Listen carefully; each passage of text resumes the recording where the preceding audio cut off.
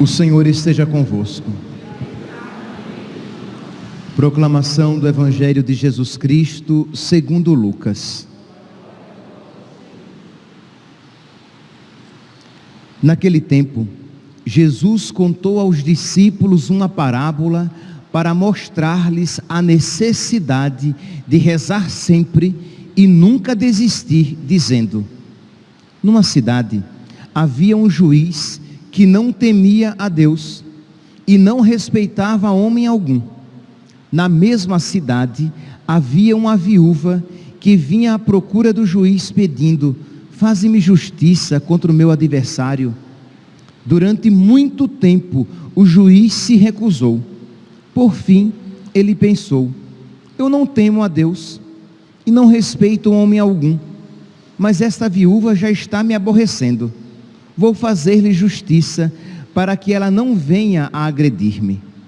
E o Senhor acrescentou: escutai o que diz esse juiz injusto.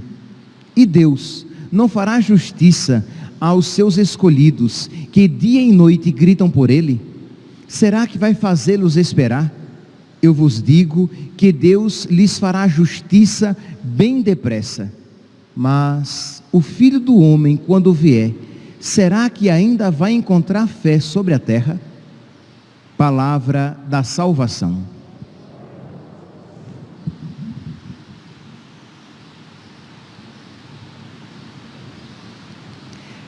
Caríssimos irmãos e irmãs, nós estamos no segundo dia da nossa novena em honra a Cristo Rei.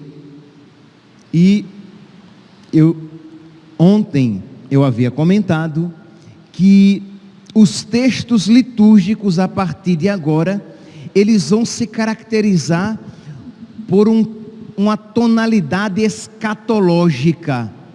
O que é a escatologia? É a parte da teologia que estuda as realidades que hão de acontecer. O céu, o juízo, o purgatório, o inferno, a segunda vinda de Cristo. Pois bem, os textos então, a partir de agora, eles têm esta tonalidade. Então já desde ontem que a liturgia, nós estamos aqui no capítulo 18 do Evangelho de São Lucas. Ontem nós estávamos no final do capítulo 17, e os textos falam da segunda vinda de Cristo. Como é que as coisas estarão, o que é que vai acontecer e como é que nós devemos estar por ocasião da segunda vinda de Cristo, do retorno de Cristo, que é fé católica. Nós cremos, nós sabemos que Jesus Cristo retornará. Ele que veio uma vez em humildade, ele virá na segunda vez em glória. Ele que veio a primeira vez escondido na sua pequenez, ele virá na sua segunda vez manifestamente na sua majestade. Pois bem, então o texto de hoje, Lucas capítulo 1, versículo 8, continua esta temática, e diz aqui que Jesus conta uma parábola para nos animar na fé, para que nós não nos desanimemos por ocasião da sua segunda vinda. Mas por quê? Por que é que nós iríamos ficar desanimados por ocasião da segunda vinda de Cristo?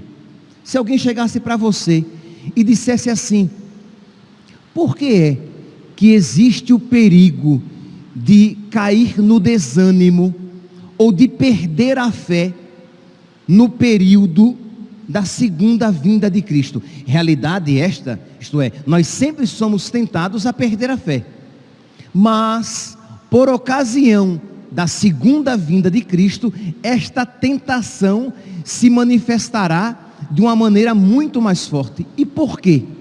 Porque eu li ontem, mas vou ler de novo para que você guarde na cabeça lá o número 675 do Catecismo da Igreja Católica.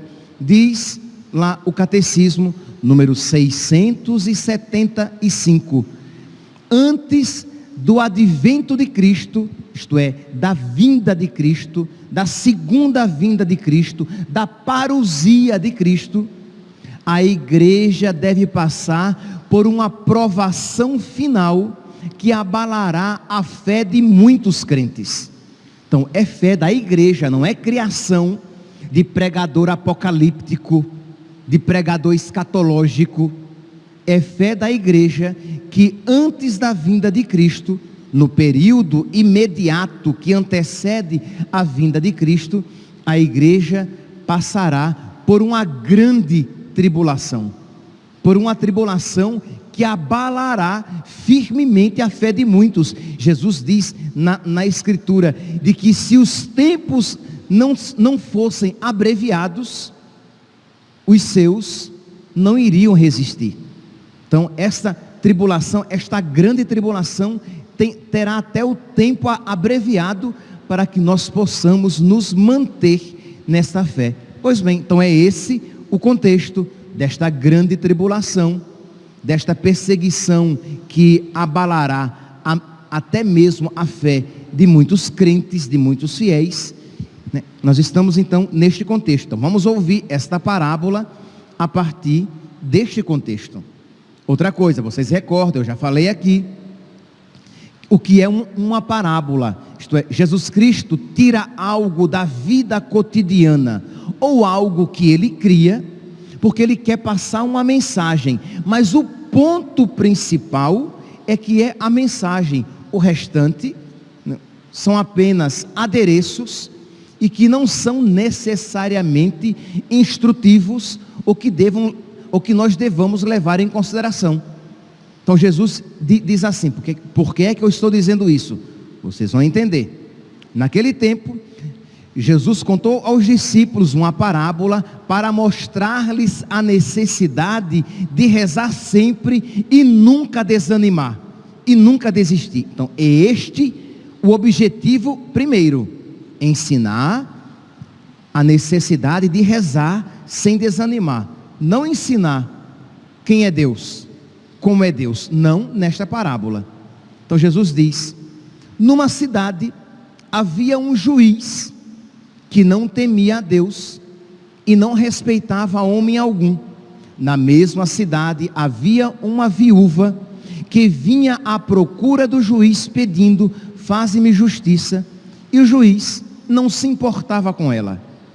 Então, meus irmãos, aqui nós temos que olhar o que? A atitude da viúva que procura o juiz. Ora, a nossa atitude diante do nosso juiz, que é bom e é misericordioso, deve ser semelhante à atitude desta viúva diante daquele juiz iníquo.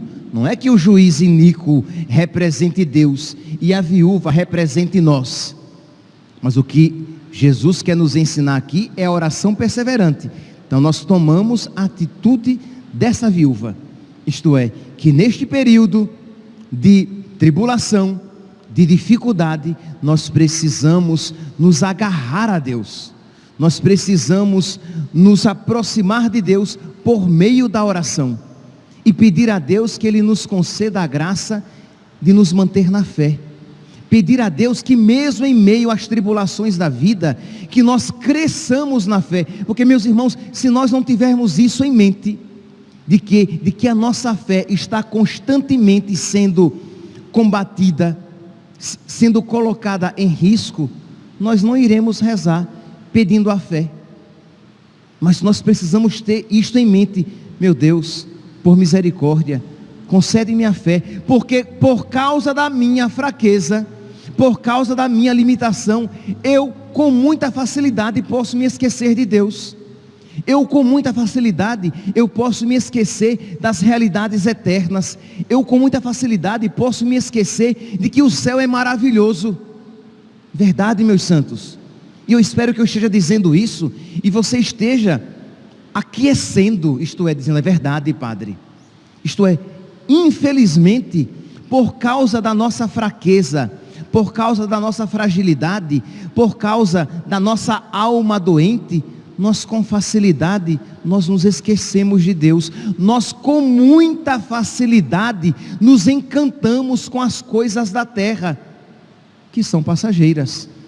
Nós com muita facilidade nos apegamos às coisas do mundo, que não são necessariamente coisas más, mas que são transitórias e que podem colocar a nossa salvação eterna em risco. Então nós precisamos estar sempre com os olhos voltados para o alto, corações ao alto. O nosso coração está em Deus. Nós precisamos pedir a nosso Senhor, e isto nós pedimos na oração, e na oração nós alcançamos. Meu Deus, que eu tenha esta fé profunda, de que eu saiba que vale a pena perder tudo, mas não te perder. Meus santos, eu já disse isso e vou repetir, e com a graça de Deus eu irei repetir muitas vezes, e peço a Deus a graça de que eu repita isso cada vez com mais autoridade, isto é, crendo cada vez mais nisso, que com a minha boca eu repito, de que vale a pena perder tudo neste mundo, mas não perder Deus, porque se não perdermos Deus, seremos ricos. Quem a Deus tem, nada falta, só Deus basta. É verdade que nós cremos, mas é verdade que não cremos ainda tanto quanto precisamos crer. Então pedir a Deus, né, que se diante de cada pecado, diante de todo pecado, nós precisamos nos recordar disso. Deus é melhor. Escolher Deus é infinitamente melhor, mesmo que aquele pecado me ofereça uma oportunidade de uma felicidade imediata, mesmo que aquele pecado me ofereça a possibilidade de uma felicidade agora tangível, que pode ser tocada, que pode ser experimentada com os meus sentidos de uma maneira mais imediata, mas a minha fé diz: mas a promessa de Deus é maravilhosa. O céu que Deus tem para mim é maravilhoso. Em Deus, no céu, eu terei todas as felicidades que este mundo pode apresentar e muito mais. Porque tudo que este mundo pode oferecer é criado, é passageiro. E a felicidade que Deus tem para nós é incriada, é eterna, é de Deus mesmo. Então, nós só podemos dizer que a felicidade de uma casa de praia, de uma casa maravilhosa, numa praia maravilhosa, a felicidade de uma casa no alto de uma montanha, num clima agradabilíssimo, a felicidade de uma saúde perfeita, a felicidade do amor das pessoas amadas e de amar com liberdade, a felicidade de tudo aquilo que nós podemos experimentar, de um banquete maravilhoso, de iguarias refinadas. Tudo isso são apenas imagens fugidias, fracas, daquela felicidade que Deus tem reservado para nós. Então, se a nossa fé estiver firme, nós iremos dizer: Senhor, com a tua graça, fortificado pela graça, eu passarei pelo fogo, eu passarei pela água, eu passarei pelo vale escuro, eu carregarei a cruz, mas eu não te abandonarei. Eu não quero te perder, porque, Senhor, tu és a minha única e verdadeira riqueza. Então peçamos, meus santos, e todos nós aqui precisamos pedir para que esta fé esteja cada vez mais firme. Aí você diz: mas padre, mas eu sou tão fraco, padre, eu na primeira dificuldade, eu desfaleço, eu me esqueço de Deus. Pois bem, seja como esta viúva. Você quer um cenário mais desmotivador do que este? Uma viúva, o que era uma viúva no contexto de Israel? Nada e ninguém. Não era uma mulher.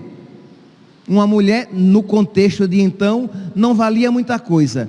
E era viúva, isto é, ela não tinha ninguém por ela. e ela estava pedindo algo a um juiz que não queria atendê-la. Então o cenário era tragicamente desfavorável.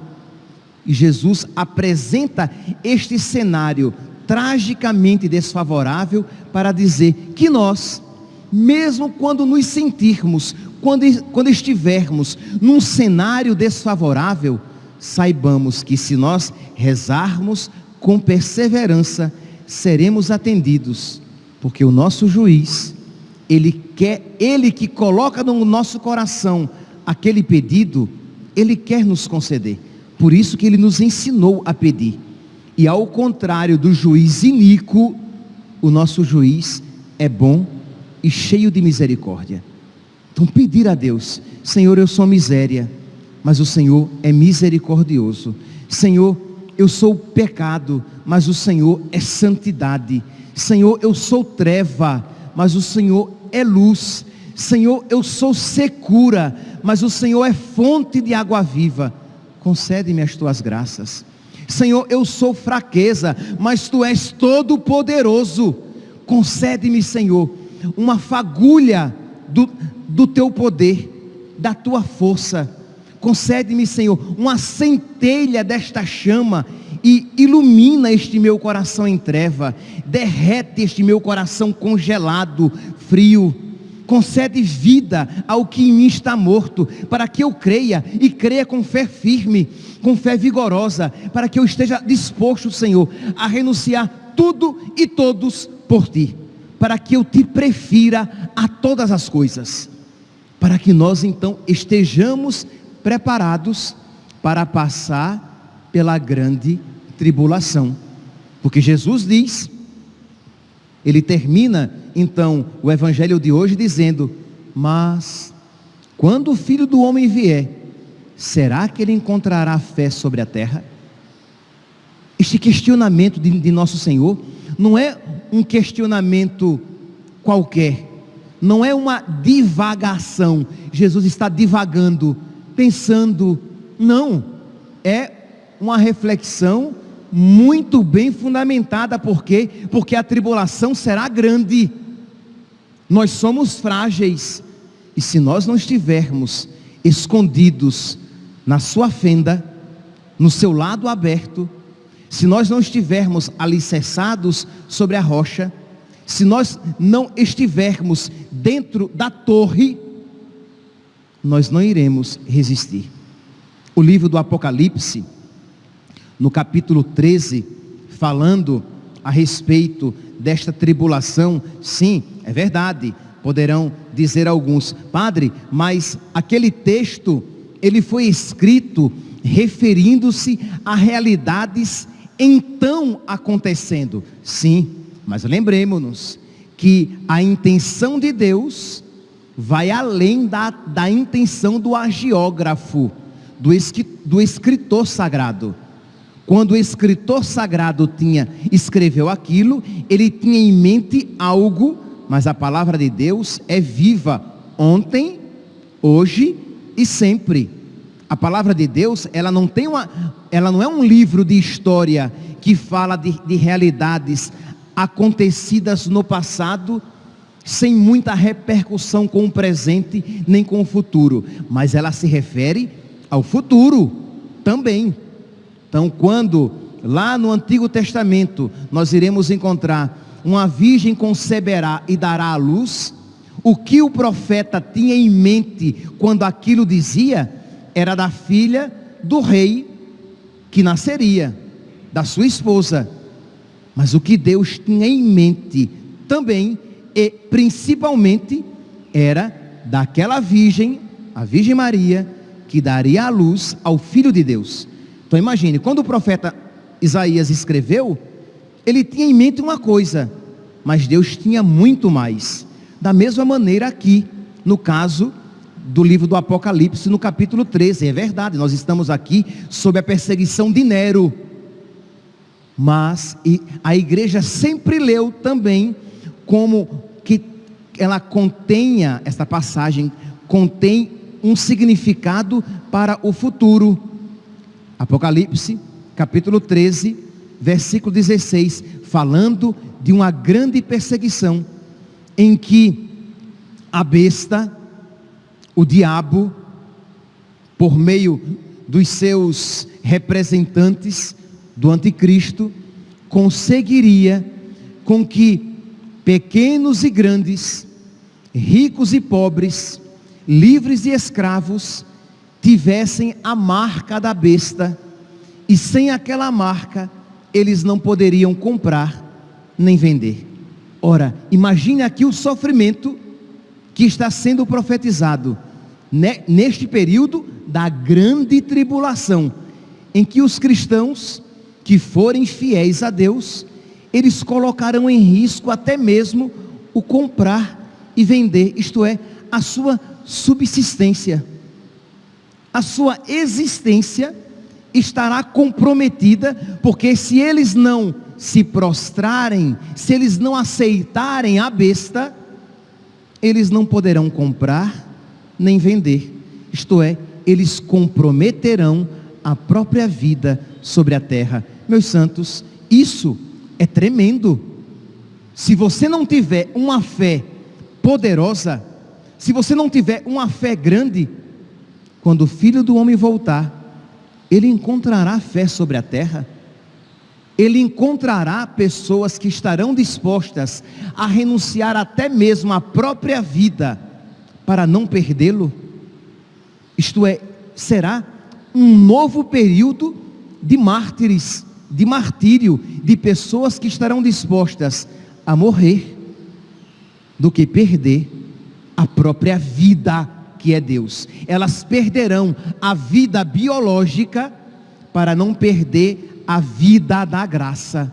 E aqui, meus santos, se nós não estivermos unidos a Deus, nós não resistiremos. Se nós não estivermos unidos a Deus, nós iremos debandar. Se nós não estivermos unidos a Deus, quando Ele voltar, Ele não encontrará fé sobre a terra, na terra dos nossos corações.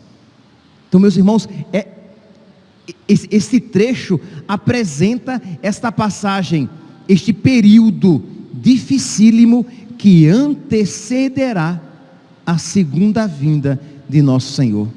Meus irmãos, eu acho que nós precisamos nos colocar em atitude de oração, numa atitude semelhante à desta viúva. Precisamos dobrar os nossos joelhos e pedir: meu Deus, que eu creia, que eu não fraqueje, que eu não me entregue às minhas limitações. Peça isso agora. Não fique pensando e dizendo: eu vou pedir isso, eu vou começar a rezar sobre isso. Não, comece a rezar agora. Você que acompanha pelas redes sociais, vocês que estão aqui, nós sabemos em que tempo estamos vivendo. Nós sabemos as dificuldades que estamos começando a viver. E onde estiver o cadáver, dizia Jesus ontem, ali estarão os abutres, isto é, saibamos interpretar os sinais dos tempos. Nós estamos vivendo o início dessas grandes tribulações. Não tenhamos dúvidas, nós estamos vivendo o início desta grande tribulação. E se nós não pedirmos a Deus fé, nós não iremos resistir. Se nós não pedir, é claro, mas padre, mas Jesus disse que as portas do inferno não prevalecerão contra a sua igreja. Eu não tenho dúvidas de que um resto permanecerá. A questão é: eu estarei dentre aqueles que fazem parte desse resto? Entendeu? Que a igreja de Cristo subsistirá, eu não tenho dúvida de que ela continuará e que as portas do inferno não prevalecerão contra ela. Eu não tenho dúvidas, mas eu também não tenho dúvidas que não será uma grande multidão, mas será um resto que, por causa de Deus, por causa de Jesus, estará disposto a perder tudo, mas não perder Deus, o tudo de suas vidas. Que a Virgem Maria, meus santos, a onipotência suplicante, ela é a representação mais perfeita daquela alma confiante que suplica noite e dia a Deus com total e completa confiança, que ela interceda por nós, que ela suplique por nós e que ela nos ensine a suplicar também, sem perder a confiança na bondade de Deus, que quer nos conceder as graças de que precisamos para que possamos passar pela grande tribulação. Louvado seja nosso Senhor Jesus Cristo, para sempre seja louvado.